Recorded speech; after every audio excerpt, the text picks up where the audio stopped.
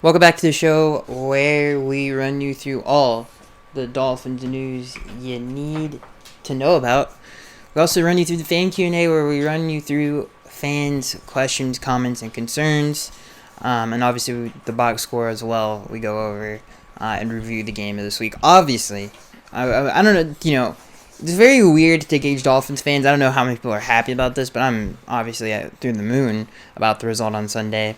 But we'll get into that later in the show. Let's get into the news you need to know about. This first news story comes from Pro Football Rumors. The Miami Dolphins are looking into an extension with Eric Rowe. Again, this comes from Pro Football Rumors. Perhaps the only recognizable name in the Dolphins' current secondary to most, Eric Rowe is Eric Rowe, finishing out a one-year contract, but the Dolphins would like him to return. The former New England cornerback is discussing an extension to stay in Miami. Barry Jackson of the Miami Herald notes, Rowe signed a one-year, $3 million deal to join former Patriots assistant Brian Flores. First Dolphins team, let's see here, and he's been on the first Dolphins team, and he's been a key part of the secondary, one that has seen most of its notable talent either traded or land on IR. Obviously, Rowe has played both safety and corner this year, heavily moving back and forth. Pro Football Focus categorizes Rowe as a safety, but has him graded as one of the league's worst this season. Doesn't really matter. Pro Football Rumors is very weird. Or Rumors, Pro Football Focus. I'm sorry, guys. What do I think about especially early in the season, Eric Rowe was terrible. I mean, Eric Rowe was really bad at cornerback. He's played a lot better in a matchup role, like that Patrick Chung type of a role, where he's matched up on tight ends or running backs that are receiving threats coming out of the backfield, and he's done a very good job of that. He's been okay in the running game. He's surprisingly good at tackling in the box for his size. And, yeah, he's been better than he was before, especially at the cornerback position. So, as a versatile defensive back who you can move around a lot and match up with different guys, but, I feel like, okay, it's worth the extension. I think he's earned that in that role. But him as a second corner to Xavier Howard, he has not earned. He was very, very poor at that position. And if he does come back, I hope he is used in that role of more of a Swiss Army knife than he's going to be second corner the entire game. I'm assuming X if he's not traded this offseason. So, I hope that's how they utilize him, and I'm sure that's how they're going to utilize him, because I don't think if he has played the way he has played at safety, then they would be like, and he's not a traditional safety either. He's not a safety. It's a very weird. He's not a nickel corner either. He really is just he's just a matchup piece that you have, and he's done a good job of that. And hopefully he can continue that. So it's not a bad thing. As much as it sounds like, if you asked me this earlier, I'd be like, yeah, I don't know why the Dolphins would even consider that. But I think it's a good move for the team. He fits this versatile defense in that role. If you don't know, you guys probably already do know, though. Dolphins place wide receiver Jakeem Grant on injured reserve, so he'll miss the remainder of the season with, I believe, an ankle injury. Something like that. So yeah, unfortunate news there. I can't remember exactly how he injured himself, but just unfortunate stuff. The same type of thing happened to him last year. We definitely need him to stay healthy. He is a small player, so that's definitely a factor with his injury history. This last news story comes from Pro Football Rumors, and it's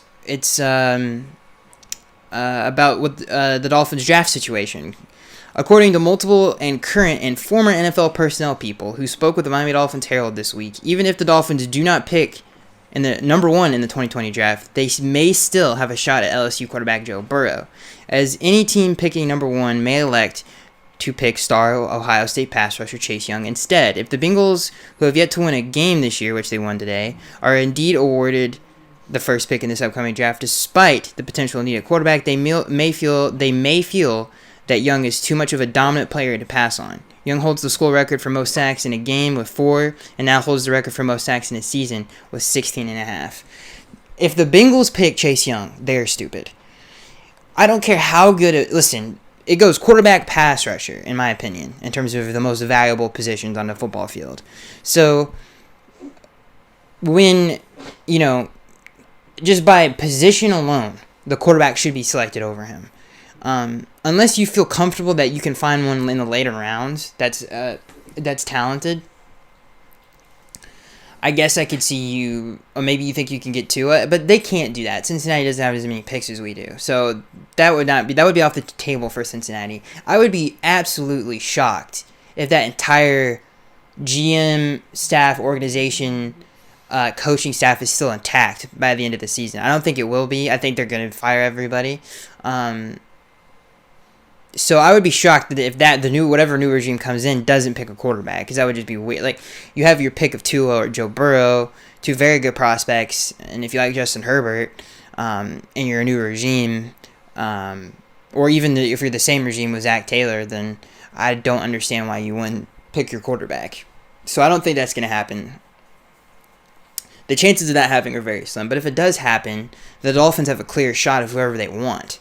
If the Bengals don't pick a quarterback, we're I think currently 4. The teams over us don't need one.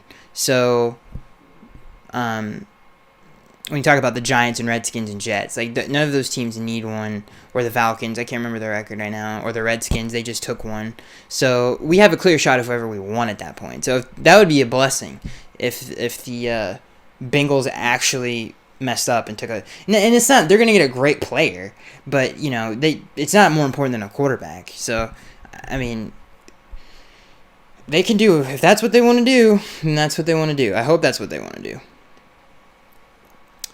And what does any executive know anyway? It really, unless they talk to our personnel staff personally and understand what, there've been so many rumors about what the Dolphins are going to do, whether, they've wanted to for years now, or now this new rumor that, the Bengals might not take Joe Burrow number 1. None of it's true. Never, ever, ever, 99.9% of the time, do any rumors come true unless the rumors are the day of the draft. That's when the rumors come true. Anytime you hear a rumor on the day of the draft, normally it will come, it's true. I remember the day of the draft, there were heavy rumors that the Dolphins were going to take Christian Wilkins, and they did. So, and I can point out many other examples of that. So, it's really hard to put any stock into any of these draft rumors, especially this far out.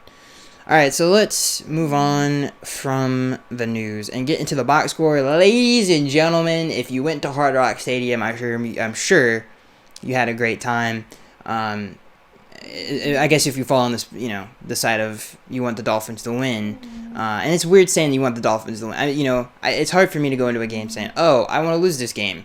And I understand it's probably the most it's not smart to think that way, and even I can admit that to myself. It's but none of this means anything. But I think it shows a lot of promise for the future of this franchise and the people running the franchise, of how they can take a team with this amount of depleted talent and get them prepared to beat a playoff caliber team like in the Philadelphia Eagles. Now, the Philadelphia Eagles, whatever they got going on is what they got going on, but they're way more talented than we are, obviously.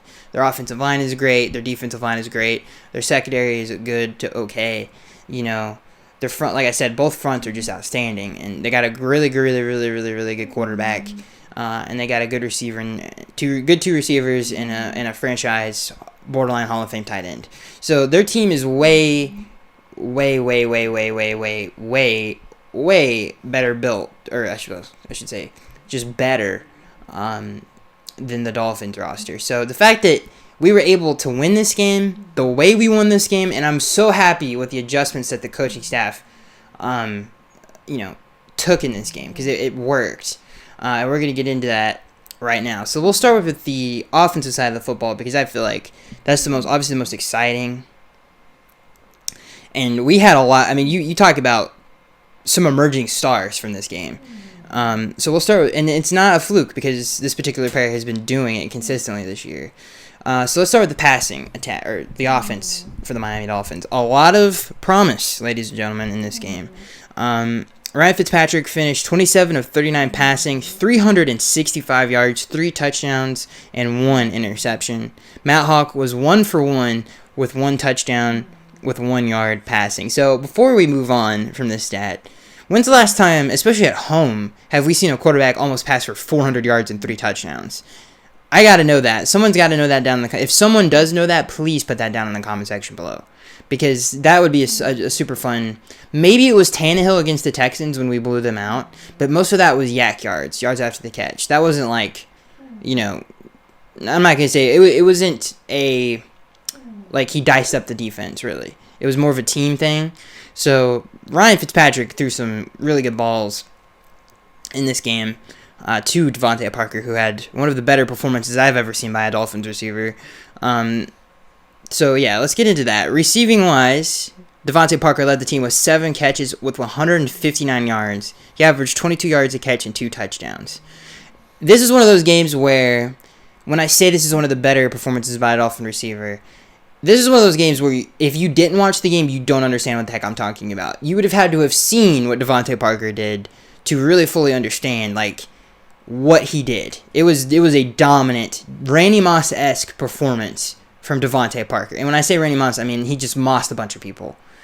He was just dominant. Whether it was he was double-teamed or he was single-covered, he was on a mission, and you could feel it. You could feel the energy. He's going to come down with this ball. You could see it, you could feel it, that he was going after it on Sunday, and, man, he just dominated. And it's just great to see him. It's great to see this from a player that's this guy has a bright future. And I cannot believe, this many years in, Devontae Parker is finally living up to his expectations. For the love of God. We've waited forever for this. And like I said, this is not a one thing. This is not a fluke.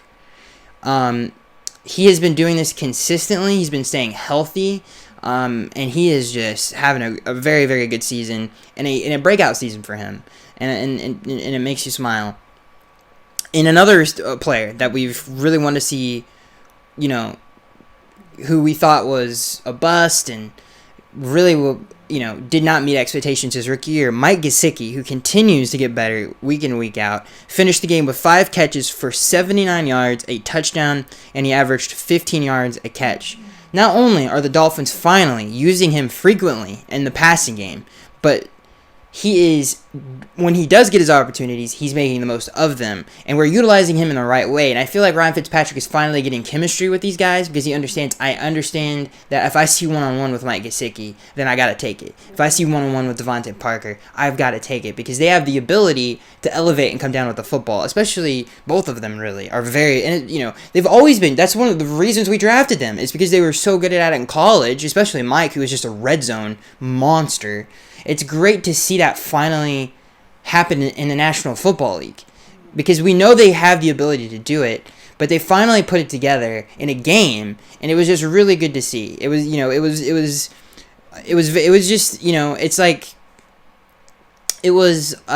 makes you, I guess, a little bit more optimistic about these players and where their future can head. In the future for their careers. And another player that we've wanted to start all season, and unfortunately he got, I guess, more playing time is the best way to say it because of an injury, but Patrick Laird, he comes out here and he balls out. Receiving wise, he had 4 catches for 43 yards, and this is out of the backfield. We got a Danny Woodhead on our hands, ladies and gentlemen. This guy, he's got potential. 4 catches for 43 yards. He averaged 10 yards a catch, and he had that snag, what was in the red zone, I think it was to set up 1st and goal. Just a great catch by him, and he was great after the catch. And the little runs that he did get, I felt like he made the most out of that and what he had in terms of blocking. So it was really good to see him come out here and play at a pretty good level. Allen Hurns, who I want to talk about as well, continues to just be that possession receiver we need him to be. With the 3 catches, he had 3 catches for 33 yards. And the last player I'll talk about in terms of receiving options, is Albert Wilson, who didn't have a big game statistically. He had 5 catches for 32 yards, but when he was in the open field, we finally got to see some of that explosion out of Albert that we saw last year. And that was good to see. Like, he had a couple plays where I was like, oh, okay, that's the old Albert, where he had some opportunities after the catch. And hopefully he can continue to get more healthy, and we see more of that for the remainder of the season, what little left of the season there is. But yeah, all of those players, I mean, it's just good to see them develop finally into what we thought they could be. And again, I'm not saying these guys are, and I feel like they are showing that they can consistently do this, like they're trending upwards. But the most important thing, I think, especially offensively, and the thing that I take away from this game the most is just the way that they dominated the game. Like, they were vocal, like essential points to this game for us winning it, and they took the game over. Like, Mike Gesicki made great. If he didn't have the offensive pass interference, he would have won over 100 yards, which I didn't think. It looks bad in real time, but when you like replay it, it's not. I don't think it's. I've seen Gronk do worse. But anyway, they both just dominated the game, and they were the reasons we won the game is because of their performances. Like, nobody could stop them, and I think that's very I think that's, you got to point that out. Like, it's the way they played, it's the way they dominated. And hopefully they can continue to do this. And hats off to the coaching staff for actually bringing something out in these guys. Because Devontae Parker, this is his first year with them. He's having his best season he's ever had. Mike Gesicki is finally turning the corner. Like, this is what we want to see from our coaching staff, is developing these players. And, they're doing that. They're developing, Patrick Laird, who's an undrafted. Same thing with Myles Gaskin, who had a solid game as well. He had the best runs of the day. It's just really, really good to see this. And before we move on to the defensive side of the football, and, we've talked about Ryan Fitzpatrick enough. I mean, he's having a really good season for what this season is and what the talent is around him. He's having a really, really good year. And he had a great game in this game. The only thing I would say is he got a little antsy. There was a play where we just hit Devontae Parker, and he mossed. I don't know if it was Jalen Mills or if it was... I don't know if Maddox was outside this game or it was Darby. But anyway, whoever it was, like, he just mossed him. We were driving. We were in the red zone, and he kind of lollipopped it in the end zone. And Devontae Parker was 1-on-1 again. And this might have been the play that was reviewed that was actually overturned to pass interference. But it should have probably been picked off. But that's how dominant Devontae Parker was. Like, he just kind of was like, oh, and he just tossed it up. Like, that's, I thought that was a good example of it. But back to what I was saying, that's the only thing that he did wrong the entire day. Like, the interception that he had on the first pass of the day, that was pass interference. Like, I'm surprised Brian didn't challenge that, because clearly the receiver was hit as the ball was arriving.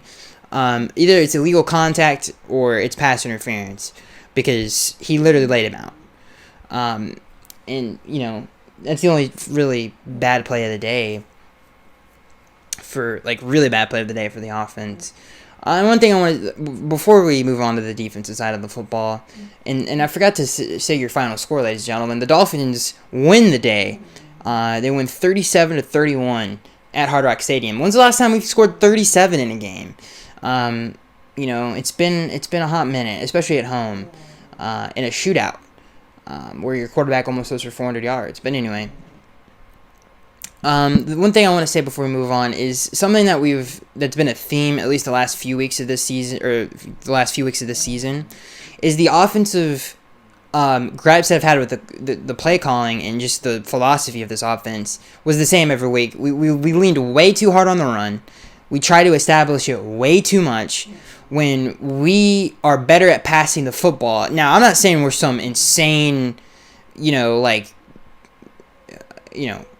Peyton Manning with Marvin Harrison passing attack, but we are better at that than running the football. And I felt like the coaching staff realized that in this game, and we put more of an emphasis on passing the ball. It wasn't because we were down. It was literally, as the game started, the first play of the game was a pass.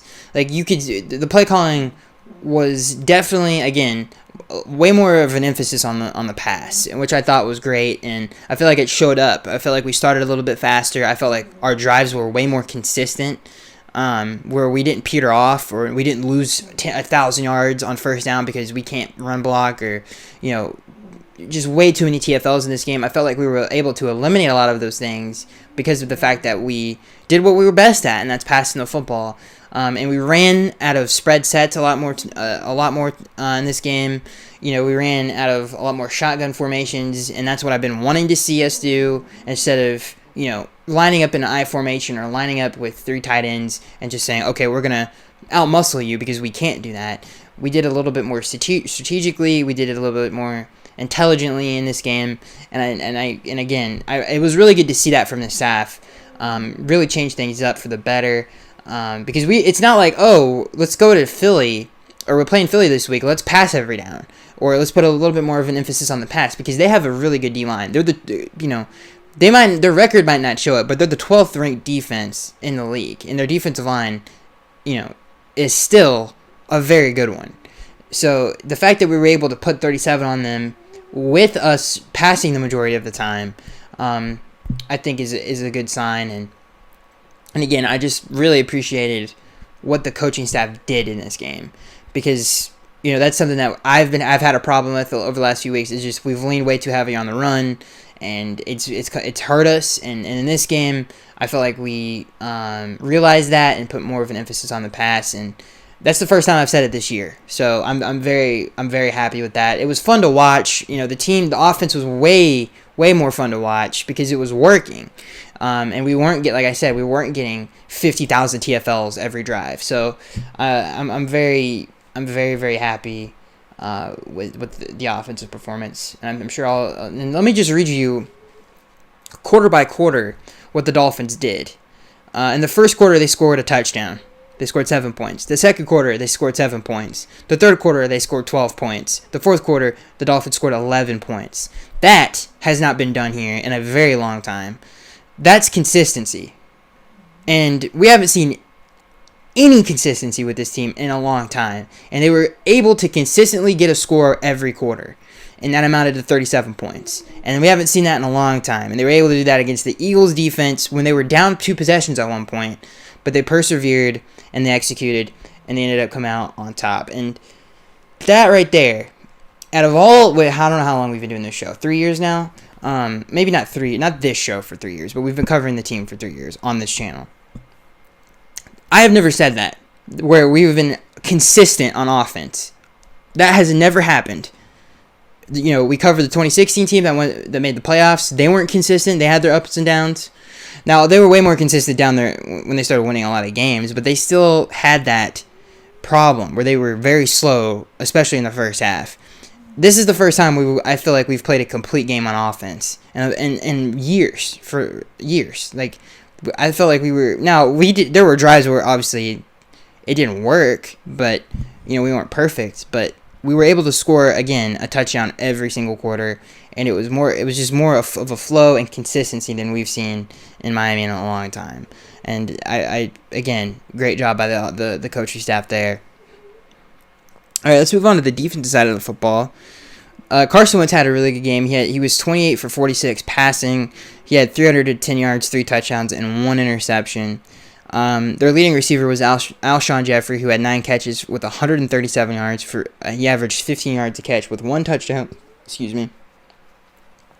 Dallas Goedert was second on the team in receiving. He had 6 catches for 66 yards and 11 yards a catch.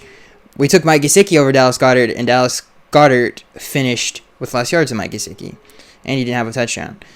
Nelson Aguilar had 3 catches for 41 yards. And Zach Ertz, which is the most important stat of the day on defense, finished with 3 catches for 24 yards. Who in the world would have predicted that? Their leading rusher was Miles Sanders with 17 carries for 83 yards. And J.J. finished second in the team with 2 carries for 9 yards. I thought the defense played... It still had the same issues that it's had for the last few weeks. I mean, they let up 31 points. So it wasn't very pretty, but we obviously finished the game stronger with, not allowing them in the end zone making them settle for field goals, especially in that fourth quarter.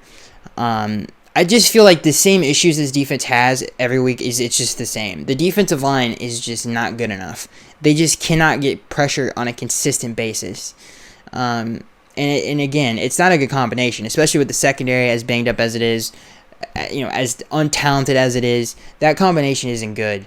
And it did rear its ugly head a lot in this game, and that was an issue.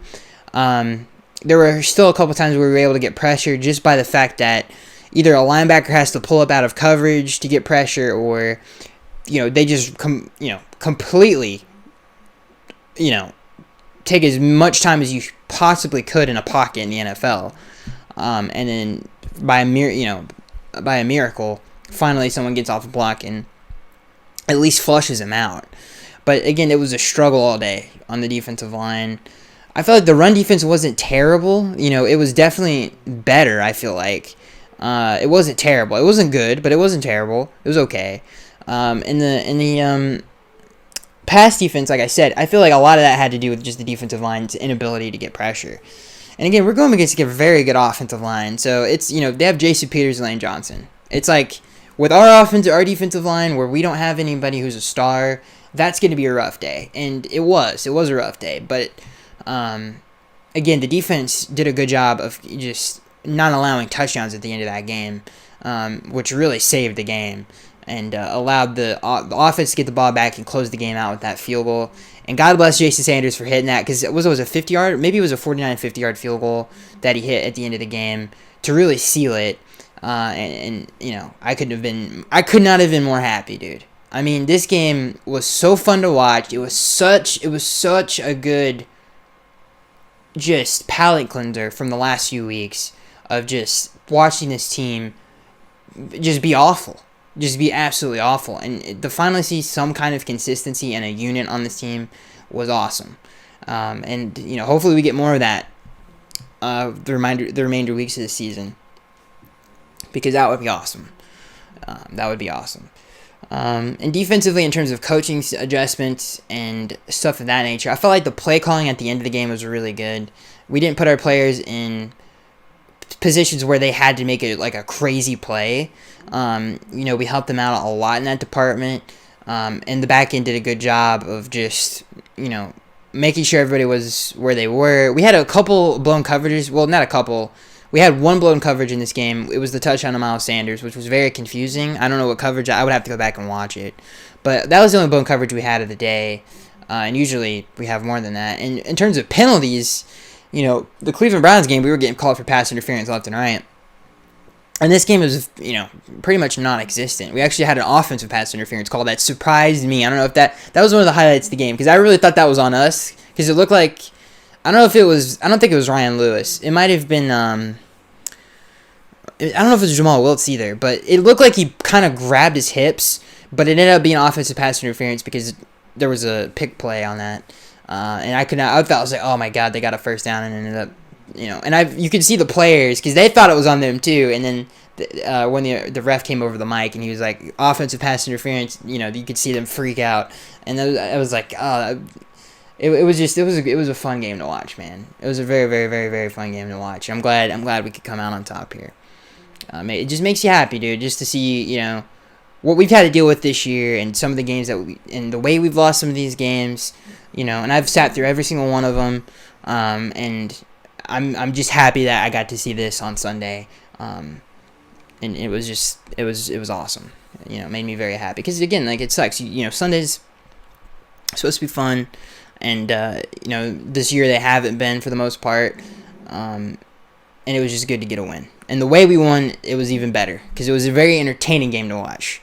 In terms of the way we were winning the game and the way the offense was moving the ball, it was all around a positive experience watching this game. Unless you're one of those guys who's like, oh, they got to lose all these games. In my opinion, this shows great talent on this coaching staff, and really just a great head coach in Brian Flores. But I don't know, but depending how you look at the things, I guess. But I think this is a positive, in my opinion. I could really care less about draft position. We just hired this guy. He's a rookie head coach. He's having a good rookie for the circumstances. He's having an outstanding rookie head coach year, And I feel like that's not being talked about enough among Dolphins fans, and he's not getting enough credit for what he's done. And that's unfortunate because he deserves it. Alright, let's get into the fan grenade, ladies and gentlemen, where we answer fans' questions. We got a lot because I actually got it in early this time, and you guys were actually able to ask questions, which is awesome. So we got a lot of questions this week. We got 41 questions as opposed to 4 last episode because I uploaded late and we didn't win. I mean, it was a blowout. It was an ugly loss. So I'm sure that had a lot to do with it as well. But I'm excited to see what you guys thought about this game. So let's get into it. This first question comes from Jerry. Jerry asks, do we trade Albert Wilson this offseason? I think Jakeem Grant is a more valuable player. And if Wilson picks it up towards the end of the season, we might be able to get value for him. I would have said yes if you asked me a week ago. Like, I don't think we need Albert Wilson. But the way I saw the burst on Sunday that he didn't have the rest of this year, but he had, that same burst that he had last year. And I feel like we got to let it kind of play out a little bit more. Because if he is getting better, then he's a better player than Jakeem Grant. And it's not even close. So, if we see more of that Albert Wilson that we saw last year, then no, I think you keep Albert Wilson. So I think it's more of a wait and see type of deal. And I think you actually said that in this question. He says, I think Grant is a more valuable player, and if Wilson picks it up towards the end of the season, we might be able to get value for him. Oh, so you're just wanting out. I don't think Jakeem is a more valuable player, and I don't think he's a better player. Maybe he affects special teams in a very positive way, but Albert Wilson I think is a better receiver than Jakeem Grant. So no, I would to be honest with you, I'd rather have Albert Wilson if he's healthy. Like I said, if he continues to show that, then I would rather have Albert Wilson. And I wouldn't trade him because I think that Albert Wilson is just a really good slot receiver, and we could use him in a lot of different ways in this offense too. So I would keep him around. This next question comes from TR3MC. He asks, is it me or does these players look like they love playing for this coaching staff?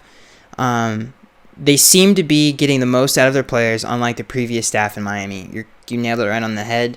If you watch the Omar and Kelly show, or not Omar and Kelly, Omar, what was his name? Dave Hyde, their show where they talk about the team. It's a great show if you're a Dolphins fan. And Omar always brings up the criticism of course the players are playing hard for him because they have to, because it's their NFL future. When you lose like you do every single week, you go into games, I'm talking about past teams that have gone 0-16. You go into games just with no expectations. You think you're going to lose, you're going in to lose. This team doesn't do that. They go in to win. That's the difference. I don't care if they're not fighting for themselves, they're fighting together. They're going to win the game. So that I feel like is a just false criticism of this team, where I don't think that's a valid criticism, I should say. I don't think it's true. I think they love this coaching staff and they love their coach, and they do believe that they can win. And that's the crazy thing about this season. He's been able to do that with this team, despite all of the losses. That's insane to me. And they have been. You nailed it right on the head. They have been able to do that previous staffs haven't. And like you said, development too. They've been able to develop these players as well, where the team's gotten better each week, and players individually have gotten better each week. So you hit it right on the head, MC. This next question comes from Corporate Gamer. Corporate Gamer asks, thoughts on Tannehill looking like a franchise quarterback with Tennessee?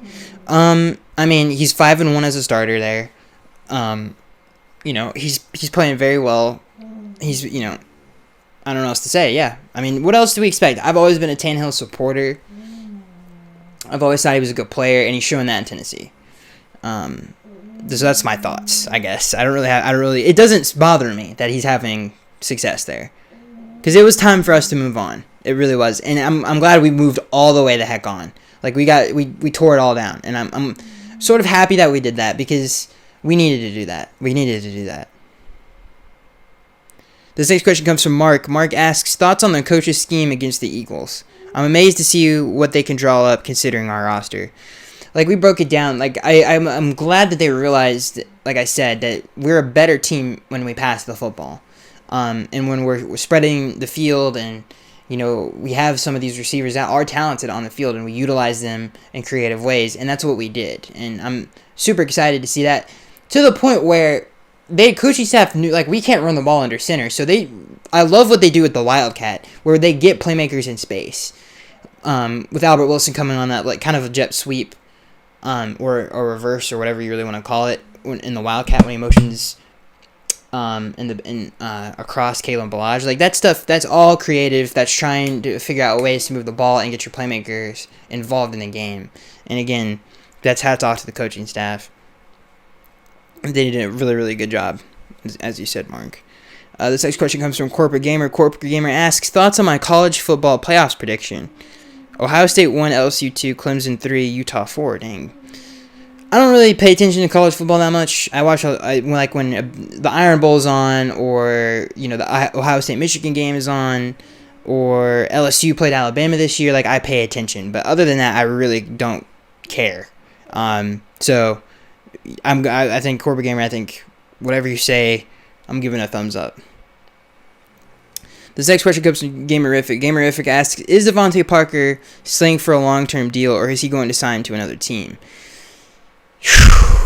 That's a tough question, dude. I think he has said in the past that he wants to stay here, and this is his home, and he doesn't want to leave. And I believe that. I think if the Dolphins want him here, he's going to be here. And he's earned it.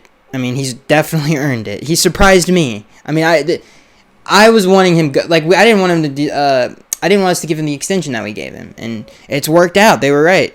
This next question comes from Wade Tillman. Wayne asks, it seems apparent that the young talent here is improving, and with Tua being hurt, do you feel that now that Flores has decided to shelf plans to tank for the first pick and letting the chips fall where they may? I don't think Flores was ever in charge of that. I feel like he was trying to win. It's obviously the front office that has sabotaged the season the way that they did, but I mean, I think he was like that the entire season. The chips fall where they lie. Like, we're gonna try to win games, will we? Who knows? Like, and but does it hurt I think the better question is, does it hurt the team? Does it hurt the organization? And does it hurt its future? No. I think, if anything, that Tua injury was lucky for the Dolphins. I know that sounds terrible, but it is, because if he does fall in the draft, who does that benefit? The Dolphins. And what the heck does it matter if they win the rest of these games, if that's the case? So, like, that's what I'm saying, especially with as much draft capital as they have. If you call a team, okay, let's say the Bengals take Joe Burrow. You call a team in that top 5. Let's say somehow the Dolphins don't end up in the top 5.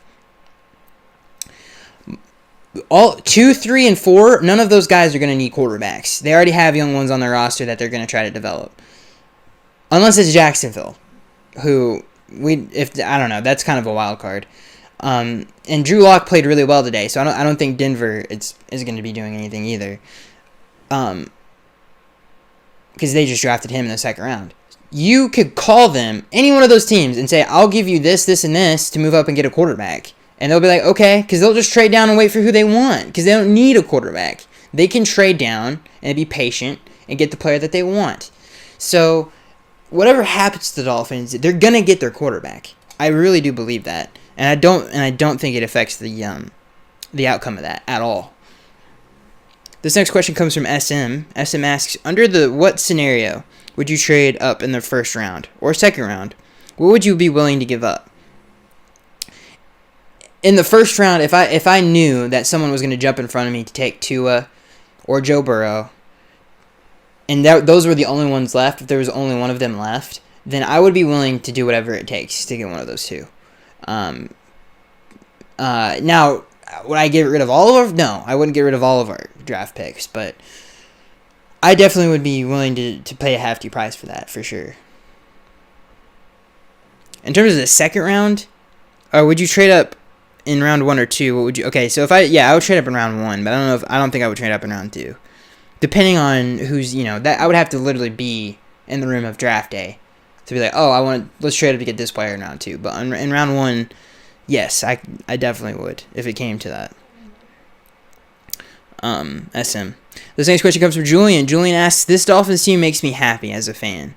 The players are looking sharp. The coaches are getting the most out of their players. And we have a lot of hidden talent on this team. Go Fins. It's exactly my same feelings on this. And again, it's not just this one game where this happened and it's a fluke. It's been happening all year. And it's good to see it, trending in the right direction. This next question comes from Gamerific. Gamerific asks, do we still need a running back this year? Yes. Yes. Yes. Yes. The Dolphins still need a running back. Now, Patrick Laird can play his way onto this team for the next 5 years if he can as a receiving back, but this team needs a running back who can be above average. I'll say that. This next question comes from SM. SM asks, will Rashad Jones be a Dolphin in 2020? Probably not. And the reason is what is his role on this defense? He's not a very versatile player. He's a great kind of a player where and that's been his MO his entire career, where he kind of just feels things out. That's why he's had clashes with coaching staffs in the past because of that. I just don't think what we do as a defense fits what he does as to make himself, be a great player. Now, if he's willing to buy into what we do, then of course I would love to have him back. But I just don't think if the Dolphins had their way and they could replace him, they would. And that's why I think he won't be back in next year. This next question comes from Take Me Out. Take Me Out says, great win today. I have to be honest, I really didn't expect to get the win today, but this says a lot about this coaching staff and the character of the team. It looks like the culture may be changing. It absolutely is. And again, I'm happy to hear that everybody is taking that in, because it's true. It is definitely true. This next question comes from Jack Pack. Jack Pack asks and says, nice to see Albert Wilson getting more touches. Still doesn't look like he did last season. Do you see the team moving on from him? I think he doesn't look like that quite yet, but he definitely looks closer to that than I've seen him this year. And I think hopefully he can continue to get to that place. If he can, then I don't want the team to move on from him. This next question comes from SM. SM asks, what current offensive lineman would you keep in 2020? Michael Dieter, Jesse Davis, and Shaq Calhoun. I'd keep those 3. This next question comes from Irvin. He asks, how do you think, I'm so sorry. He says, how do you think we can fix our running game? Do you think Caleb will be okay? Love your show. Keep it up. You're going to have to just tear down this offensive, well, not tear it down, but hopefully certain players on the offensive line can get better. But you're going to have to infuse talent in that room because it's a problem. And you're going to have to get better running backs than what we have now. This next question comes from Douglas. Douglas asks, we have over $1 million in salary cap space next year. Let's make you our GM. What would you spend it on and why, I guess? The line of scrimmage. I would spend on the defensive and offensive line because I'm a firm believer in the fact that you could have great skill positions, but if you can't be serviceable, at least serviceable, on both lines of scrimmage, then you're not going to win any games in the National Football League, and you're definitely not going to win on a consistent basis. And that's a huge issue right now for this team, and that's something that they need to address, especially if they take a rookie quarterback. And it would dramatically improve the team. That's where I would put most of our salary cap space too, is offensive line and defensive line. I don't care about a second corner. I don't care about a big-time receiver. I don't care. Let's get all these big dudes in here. And, over the years, the Dolphins have missed a lot of, budget, for lack of a better term, free agents that produce, that aren't, Clowney or some, a big name that gets 10 sacks a year. But they do the little things that make a defense great. And we missed out on a lot of those guys over the years. And, Timmy Jernigan, Vinny Curry, Brandon Williams. There's a lot of them, dude. Michael Pierce. There's a lot of those guys that we missed that we could have had that would have improved the team that aren't big names. So yeah, that's where I would invest, Douglas. This next question comes from Gamerific. Gamerific asks, "Laird is insane?" ? Yeah, he had a lot. He had a really good game, and I think you can develop into that change of pace receiving back that we need. David Craig, yeah, I think that's is his name. He says, "We need to extend Parker if he completes the season healthy. Thoughts? And what is your take on our receiving group in general? I feel very good about Parker, Williams, Hearns, Gesicki. Yeah, I think it's pretty set. If I'm being honest, I don't think you really need to do anything to it.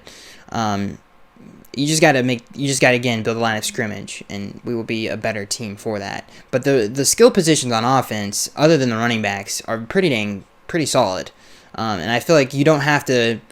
That doesn't need to be a priority. That doesn't mean to be something that the Dolphins look to actively try to get because of the development of the players that you named: Preston Williams, Mike Gesicki, Devontae Parker, Allen Hearns, who's a good possession slot receiver.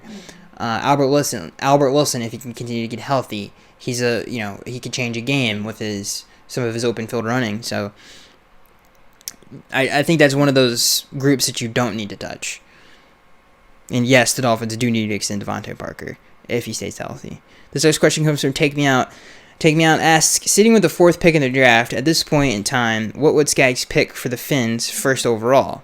If, as to be expected, Burrow, Fields, and Andrews are all gone by that time." I would take Tua Tagovailoa. And I wouldn't even blink an eye. I love Tua. I've said this for years now. I would be ecstatic to have him.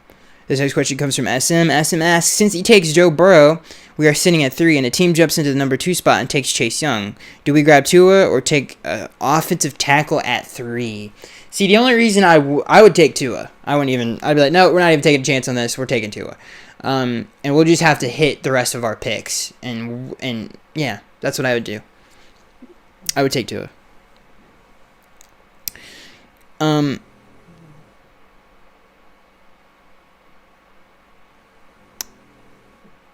Let's see here. This next question comes from SM. He says, "If we are at number 4 in the draft and Chase Young, Tua, and Joe B are all off the board, who do you like?" Oh my god, dude. I mean, I guess at that point, you would have to take a tackle. And man, that would be tough, dude. If that happened, it wouldn't be the worst thing in the world, but it would suck, dude. It would definitely suck. I think you have to take an offensive lineman at that point. Take Me Out asks, "With a multitude of picks for the Dolphins, He asks, "With a multitude of picks for the Dolphins, we will have in the 2020 draft, one of the positions that is typically overlooked is punter. Available at some point midway through the draft, would you select Brandon Mann, punter from Texas A&M? I think he could be special, depending on what round it is. Yeah, I would. Yeah." This next question comes from Jerry. Jerry asks, "And would you be upset if we end up picking 4 to 5 in the draft, and with Chase Young, Joe Burrow, and Tua gone, we pick another edge rusher?" No, I wouldn't be upset about that at all, but I don't think that's possible, that those particular players would be gone unless someone traded up, if both quarterbacks were gone at that point. This next question comes from David. David asks, He asks, jeez, I can't speak today, guys. What do you attribute to our red zone proficiency?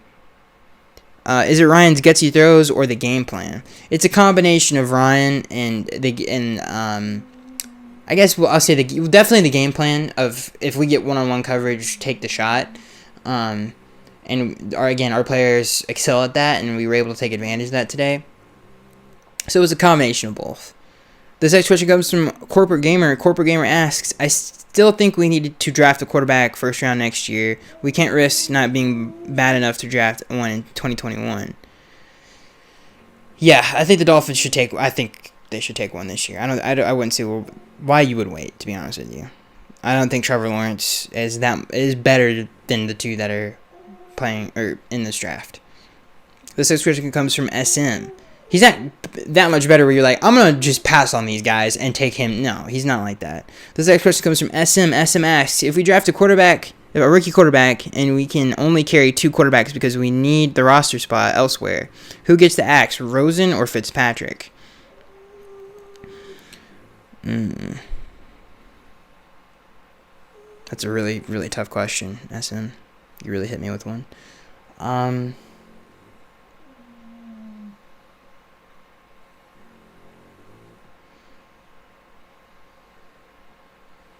If we drafted one in the first round, I would have to say Rosen and probably trade him. Yeah, I'd have to go with that. Because, yeah. This next question comes from David. David asks, who is playing better? He's better right now out of the Ryans, Fitzpatrick or Tannehill? I would say Fitzpatrick because he's actually carrying a team. This next question comes from Bridge, at the Bridge. He asks, dude, I can't read and I can't speak today. I apologize. He says, it looks like we're going to be picking somewhere between 6 and 10. If that's the case, should we trade down and build our draft capital for a possible blockbuster trade to get a quarterback in 2021? No. Why would you do that? Dude, take the quarterbacks now. Take them now. Why do we have to wait a year? We do not have. There's 2 very good ones. Take one of the 2. Be happy with that. Trade up. Make that blockbuster trade this year. You have so much capital. Probably the most. This has got to be the most we've ever had in the history of the team. So we have. Do that now. And that's just my opinion. I don't think the Dolphins should wait another year to take their franchise quarterback. That might not pan out. And that is not that much better, and not better at all, in my opinion, than the 2 that are playing right now.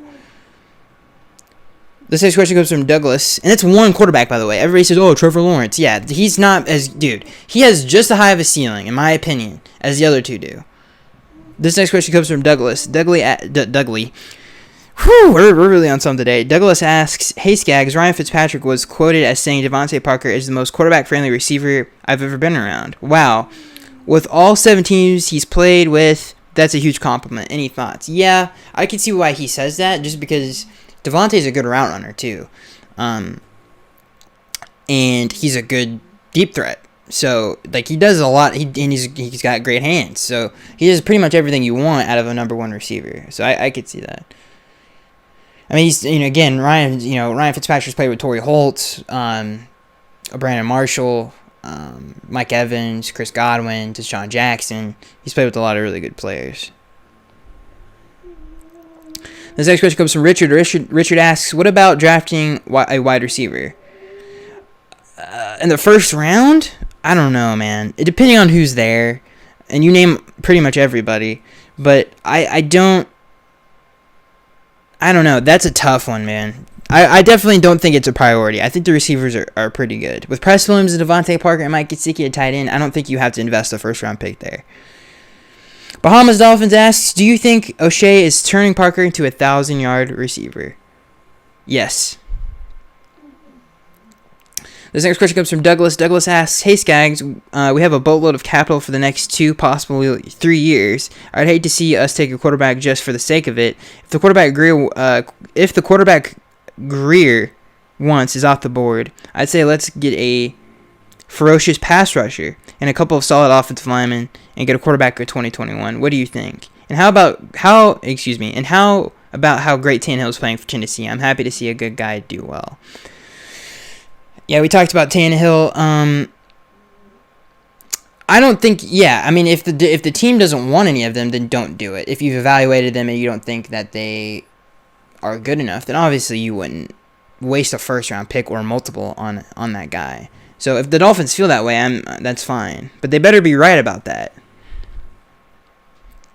This next question comes from Mark. Mark asks, do you agree, even with a great win, we need a quarterback? People will look at holes on this team and say fill them fill them but leave the quarterback position, which we've been void of for 20 years plus. What are your thoughts? Yes, obviously, this team, yes. I don't care how good Ryan Fitzpatrick is playing right now. This team needs an answer at that position. This next question comes from Tony. Tony says, I saw a Miami TV news report that Mark Walton's lawyer saying that the girlfriend made the whole... I don't want to get into that, dude. Listen, Mark Walton is not... Listen, he's just... I'd rather watch Patrick Laird for the next few games anyway. And Myles Gaskin. This next question comes from JackPack18. And I'm going to read the rest of your question. It was kind of rude. I apologize, Tony. Troy, excuse me, not Tony. If I could read. But I just... Mark Walton thing, it doesn't really... It is what it is. This next question comes from JackPack. He asks, how many times is Gesicki going to try to hurdle a defender before it actually works? He's like 0 for 6. Yeah, he's a big dude. He's a big dude. He's definitely like a Dallas Clark finesse receiver. He's not some kind of, he's not Gronk where he's going to put his shoulder down and run over, a 255-pound linebacker running at full speed. That's not his game. But, I applaud him for trying, at least, I respect it. So that's going to be it, guys, for this episode. What a great win and what a great day for this franchise in terms of the future. The future looks bright, ladies and gentlemen. And I haven't said the last 2 years because it's looked very, very dark the last 2 years. And finally, we have positive things to look forward to, player development, great coaching staff, and a lot of draft picks, ladies and gentlemen. So I'm happy about that. And obviously, I'm very excited for the future of this franchise. So that is going to be it, guys. I am Skaggs83, and I'll see you guys in the next one.